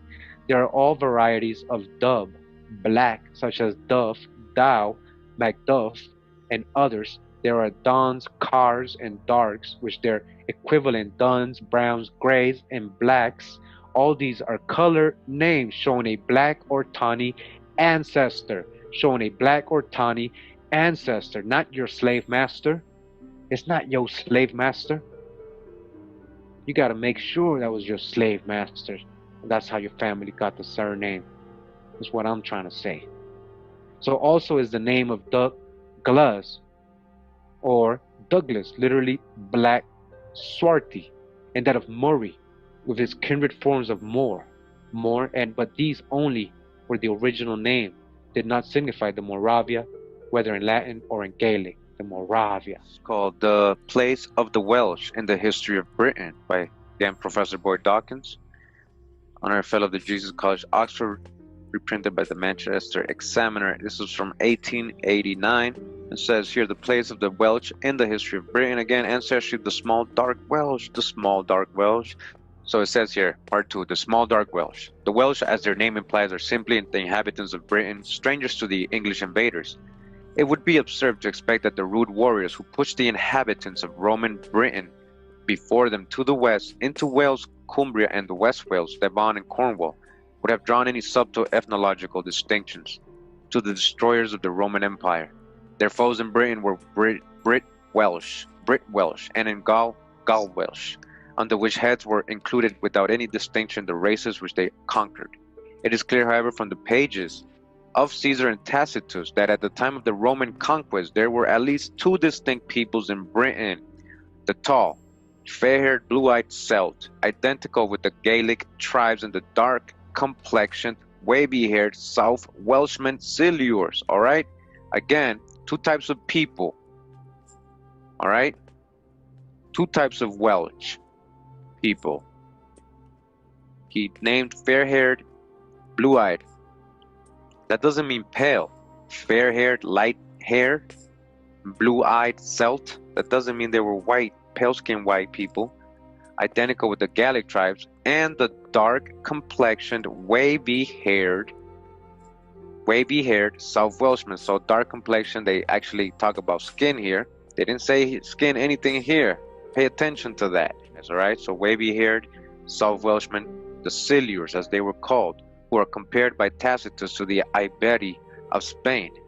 This comparison is now amply justified by a visit to most Welsh towns on a market day, say Denbigh or St. Asaph, where the small dark Welshman is to be seen identical in everything but dress and speech with the small dark Basque of the Western Pyrenees, both French and Spanish. All right, he just told you straight up that all these people are dark, even though they're different people. He said dark Welshman and the dark Basque. We need not, however, go so far as the Pyrenees to find people identical with the small dark Welsh, the small dark Irish, again, the small dark Irish, because we're going to get into the Irish, the small dark Irish of the southwest of Ireland, the small dark Highlander of Scotland, all right, the Highlander, who was the Highlander? The Stuarts were in the Highlanders, and the dark inhabitants of Devon and Cornwall are physically of the same race.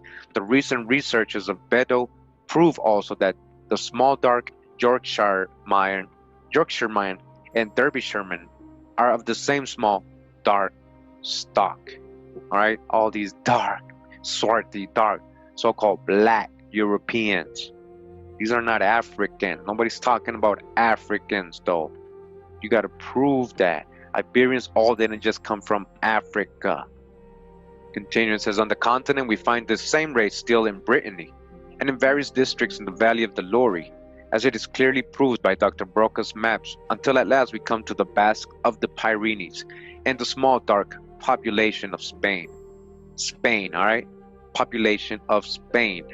Spaniards, Spanish conquistadors, Spain, there is no longer any room for doubt that the small dark Welshman is a fragment of a people formerly widely extended over Europe, but now broken up into ethnological islands by subsequent invasions. All right, what was it like formerly? As he's letting you know again, that it was these dark Welshmen were all over Europe. They were all over Europe. This dark population all over Europe, and then they got basically put into small areas because of invasions. It's called Ancient and Modern Britons, a retrospect, volume 1. Continuing here it says, but whether the European Tartars of that period were wholly or only partially invaders, and whether their characteristics were Mongolian or only partly so, still they had been preceded by countless swarthy hordes.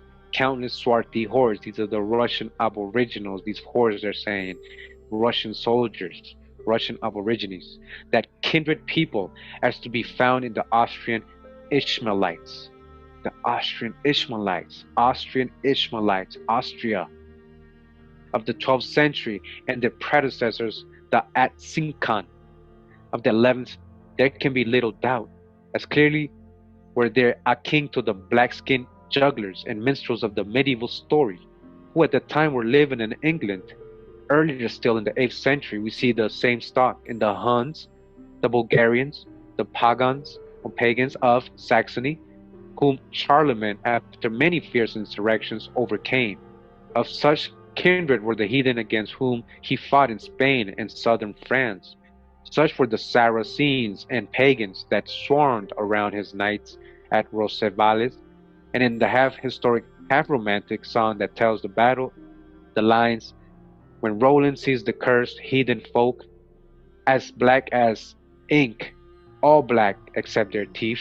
Oh man, all black except their teeth, as black as ink. Reveal their lineaments to us again. The great Charles Grandchild, Charles Martel, had to encounter a like confederacy in the revolted Saxon pagans and the Saracens, whose conquering progress he checked before they reached the English Channel.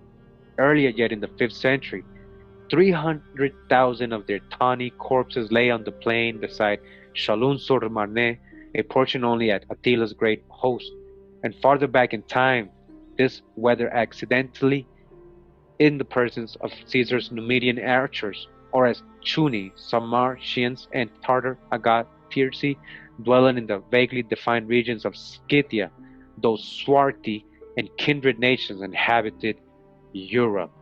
Swarthy kindred nations. Image. All right, this is the Book of Aran, Volume 2 by W.M. Mackenzie, History and Folklore. The Aran Society of Glasgow, Hugh Hopkins. Now, Aran, I believe, is one of the isles in the Scotland. And it says here, the inhabitants of this isle, Aran, are well proportioned, generally brown, and some of a black complexion. By that time, of course, other streams had passed into the current, but isolated and sharply defined centers are conservative of the stock, the very conditions operating towards uniformity. All right, what?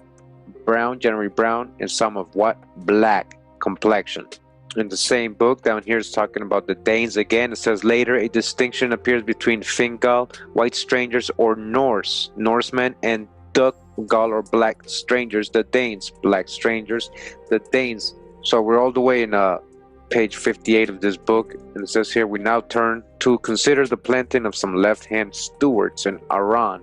They're going to talk about one of these stewards, all right? Down here in the next page it says, which was in existence at least by 1385, and among the perquisites of the office this John Stewart, all right, this John Stewart, I remember the stewards, who the stewards are, dark-skinned people, the dark complexioned or black had corrigils in Aran. John the Steward, the black or black, dark complexion or black, dark complexion or black. All right, who? John Stewart. This is in Scotland, in the Isle of Aran. All right, and this is another version of the Book of Aran, edited by J.A. Falfour. All right, it says archaeology. It's a little different than the other one. I'm on page 96 of this book, and it says down here, from the characters of the skeletons, We may thus gather that our chamber builders were a short people, with relatively large long heads, high narrow faces, and well-arched foreheads. In complexion, they were probably brunette, alright? Brunette. They're not talking about hair, they're talking about complexion. As you can see, they're distinguishing dark hair, and when they're talking about complexion, brunette. So brunette, dark brown, brown complexion. They were certainly the same people, or a branch of the same people who built the so-called long barrows. I'm on page 131, and they're talking about Bronze Age people down here, and it says, in stature, these new people do not appear to have greatly exceeded the earlier Iberian settlers, and in complexion, they were probably dark, like them, dark, just like the Iberians, dark, Moors, right? Dark complexion. It's called Ancient and Modern Britons, a retrospect, volume 1. The other was the Esquarian race of the Silures, almost beyond question of dark-haired, dark-eyed, and dark-skinned people. On the whole, it seems probable that a body of conquering Celtic warriors had crossed over to Britain long before the dawn of history, but that they were numerically very weak, and that they lived on thenceforward as military Celtic aristocracy in the midst of servile population of Iscarian or half-Iscarian aborigine. So far, however, we have only decided with regard to the early Scots that they were the associates of swarthy, piratical, painted races of a black, Eskimo, or Negrito Mongoloid strain, without reaching the conclusion that Scots themselves were of the same complexion. Like Scots too, the Scots also.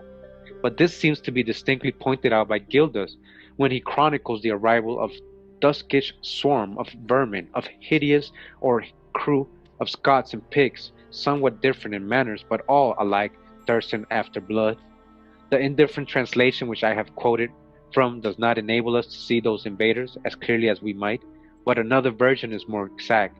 The precise words used by the monkish chronicler are these. And he said, the black herds of Scots and pigs. He just went straight to black. He's like the black herds of Scots and pigs. There is no ambiguity in the words.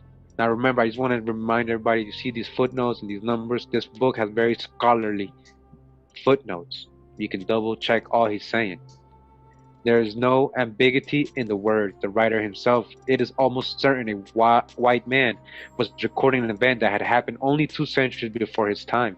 He was in the position of a 20th century Briton describing the Battle of Plassey, or of a Bostonian of today picturing an attack of the Wyandots or the Narragansetts. He's saying these are white people writing about black on black wars, more on more wars. Like 2 Indian nations fighting and a so-called white man describing it. Better than these, we had likely enough seen one or more members of the race he was describing, which either of these supposititious historians might easily have failed to do. Therefore, when he speaks of the black herds of Scots and pigs, we have every right to believe that in so speaking of them, he depicted them truly. He depicted them how they truly were, swarthy. However contradictory this deduction may appear, it must never be forgotten that the people who made Scotland an independent nation were not Scots. The Brewsters, the Wallaces, listen to the Stuarts, and many other lesser names were Normans and Flemings. Yes, these people were not from Scotland. The Stuarts, they came from Normandy. Flemings are the other countries in Europe.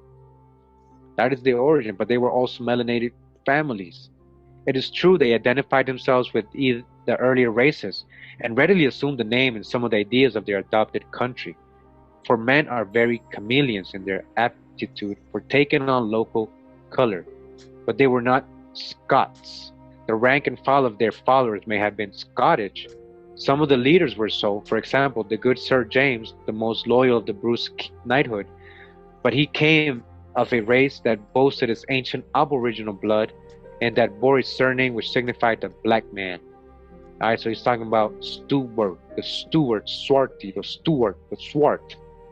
And he himself, although by his time the family of Douglas had likely enough made more than one alliance with the whites, he himself was of the black and swart complexion, according to Gutscroft. They're talking about good Sir James, all right? For which cause he was known to his foes as the Black Douglas.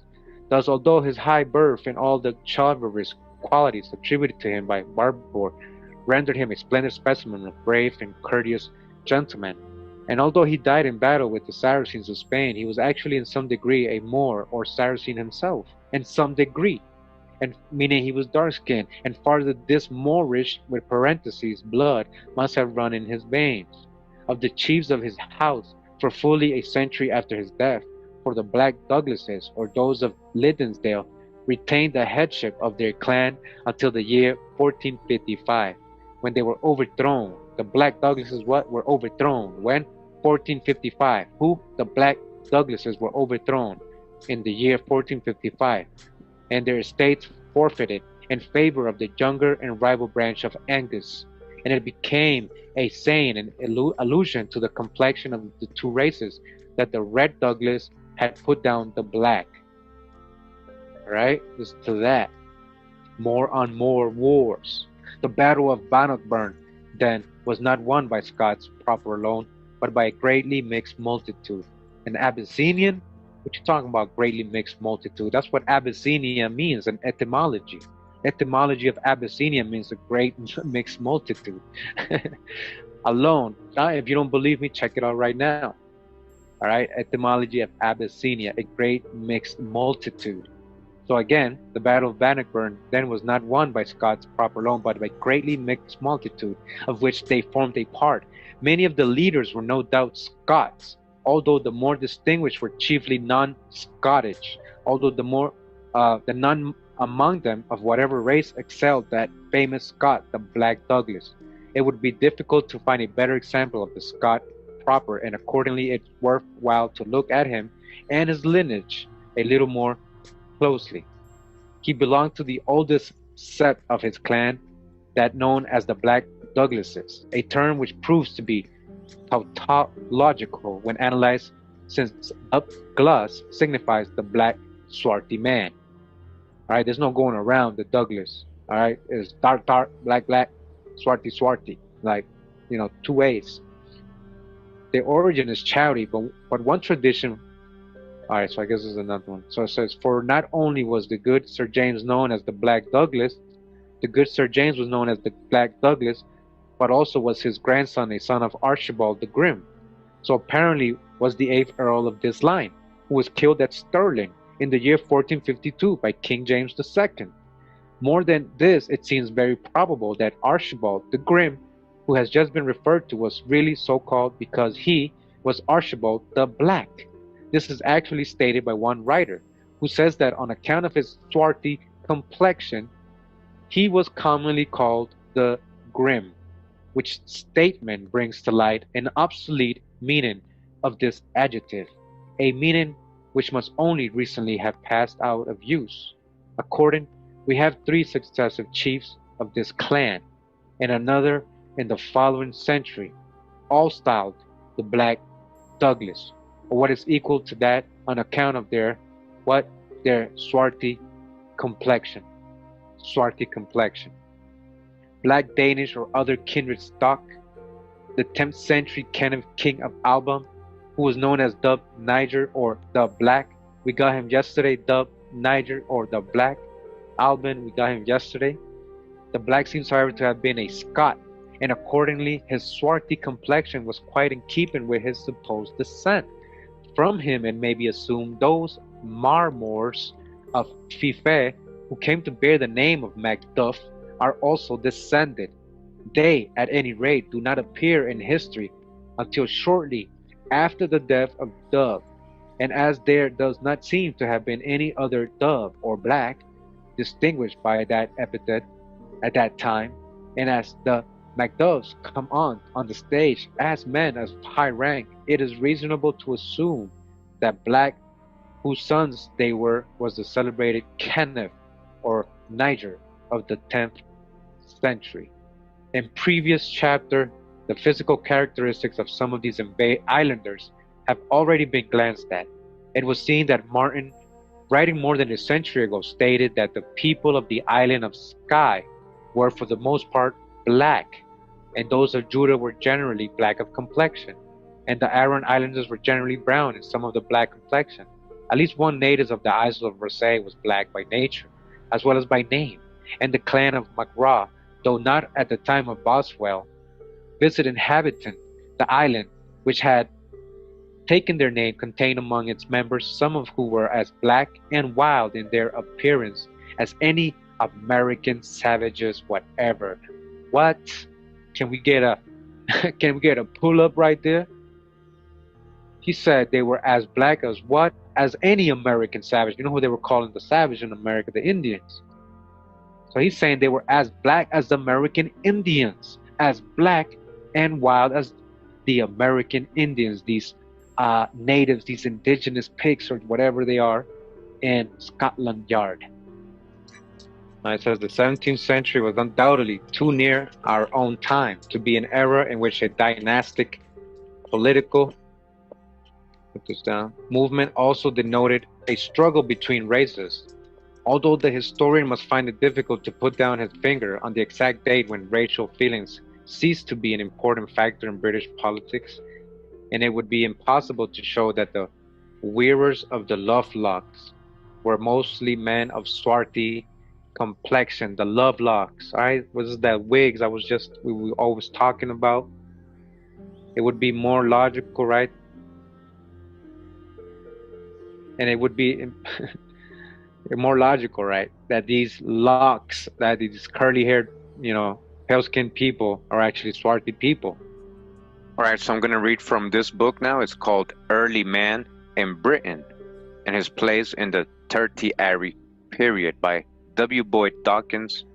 And these are his titles. It says Curator of the Manchester Museum and Professor of Geology and Paleontology in Owens College, Manchester.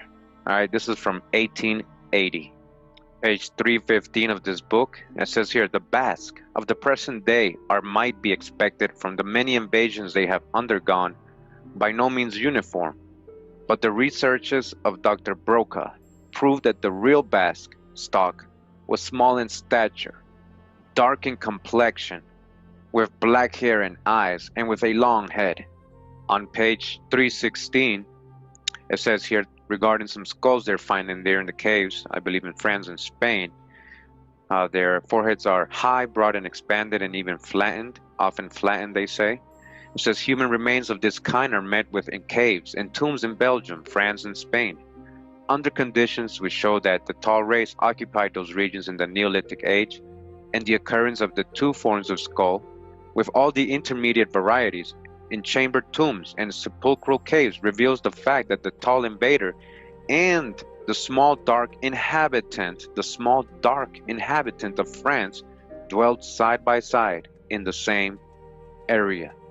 On page 323, the author says, in my belief, the Iberians of France and Spain, the Silures of Wales, we're gonna know who they are, what they look like later on, the Ligures of southern Gaul and northern Italy, and the small dark Etruscans, all these people are to be looked upon as ethnological islands isolated by successive invasions, pointing out that if we could go deep enough in past time, we should find that the whole of Europe was inhabited solely by a swarthy, non-Aryan population. Swarthy, non-Aryan population. All right, what? The whole of Europe in the past time. If we go deep enough in the past time, all right, this professor's letting you know, we would see that the whole of Europe was inhabited solely by swarthy, meaning dark-skinned, so-called black, non-Aryan population. So are you saying all these swarthy population just disappeared, went extinct, or ended up in Africa by the colonial times? No, they came too as indentured servants and colonists and conquistadors. They were still in Europe. On page 330, it says, the strong resemblance borne by the small, dark Silures to the Iberians was remarked, as we have already noticed, by Tacitus. At the present day, his observation applies equally to the small, swarthy Welshman, with long head and Iberian physique. The broad-headed dark Welshman is identical with the broad-headed dark Frenchman, and the Welsh people may be defined ethnologically as principally Celtic and Iberian, every intermediate variety between the two extremes being represented. The Silures no longer form a compact ethnological island, but are scattered and dispersed and mingled with other races. A little further down it says in Scotland, the small dark Highlander. All right, Scotland, the dark Highlanders. We're going to talk about who these people turned out to be later on in history. The Scottish Highlanders. All right, we're going to see that the Stuart line were basically Scottish Highlanders. And they were also what? Dark. As it says here in Scotland, the small dark Highlander. And in Ireland, the Black Celts to the west of the Shannon still preserve the Iberian characteristics in more or less purity crossed with Celtic, Danish, Norse, and English blood. Called Ancient and Modern Britons, a retrospect, volume 1, spelled, and such expelled dukes, whether pigs of the earlier Moorish or of the Egyptian Scottish. Look at this, separating it, right? So they're talking about these people that are in this area, whether pigs of the earlier Moorish or dark-skinned people, or of the Egyptian Scottish. Now, didn't they ever tell you that Scotland is named after an Egyptian princess? Scotia? Scotia? All right? We're talking about ancient Egypt, though. We ain't talking about hijack. The Republic country of Egypt today, recently named that, like in the 1900s, I believe. So we're talking about the Greek word to reference to Mary, which was Chem, the black soil, right? Black land, black soil, fertile, the rich delta of the Nile, the black soil, the Nile. We're talking about the original Mississippi. What are we talking about? Again, whether the pigs of the earlier Moorish or of the Egyptians, Scottish, of the Danish division, we got 3 different types of people of color he just broke down right here. All right? Or a jumble of all 3, or a jumble of all 3 of them mixing. Who? Pigs, dark-skinned pigs, Egyptian, Scottish, or black Danites division must have been people like the swarthy Duke Andrew, the Druids, his wife, who are recorded as having entered Bologna in the year 1422, and of whom or whose like it was said that the men were black, their hair curled, the woman remarkably black, and all of their faces scarred.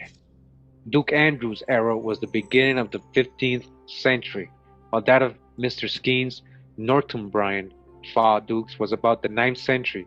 But those of the latter who were expelled, not killed, must have left representative in one part or other of Europe, and conversely, Duke Andrew and his following of lean, black, and hideous Egyptians must have had ancestors during the 9th century who were as likely to be living in Northumbria as any other part of the world.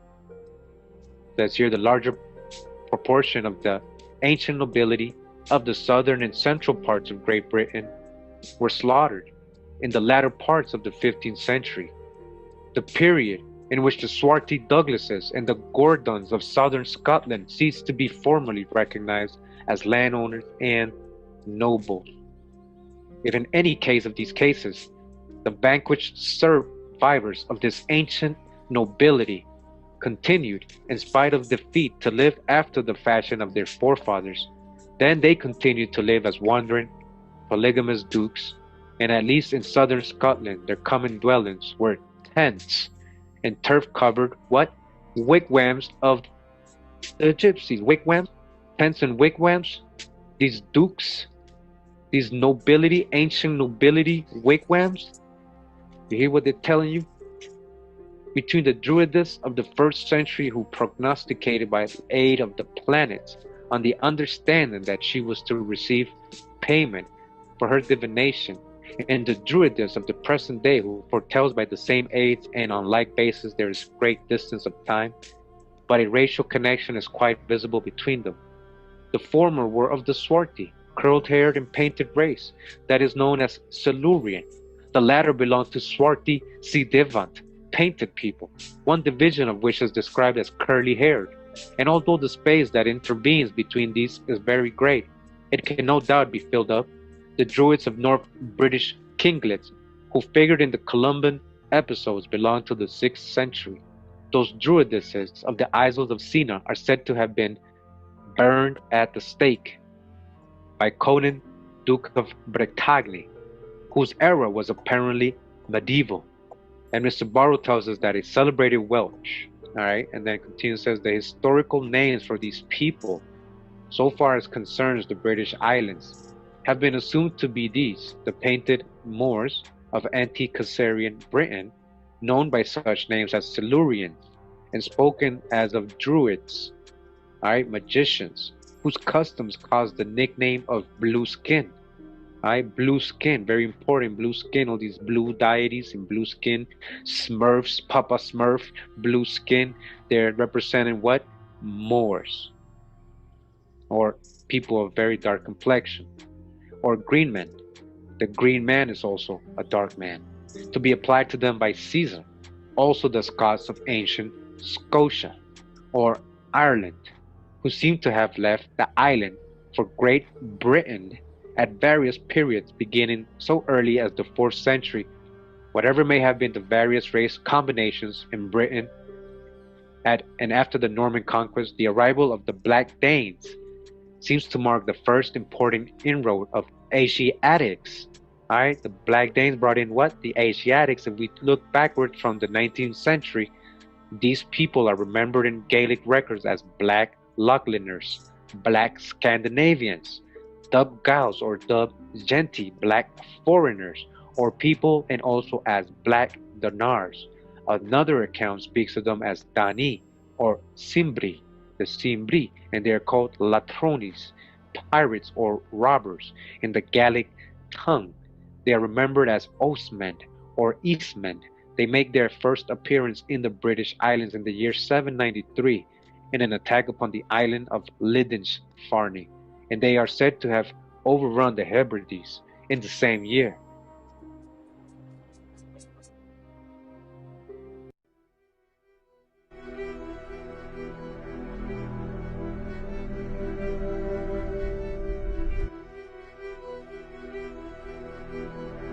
British 3,000.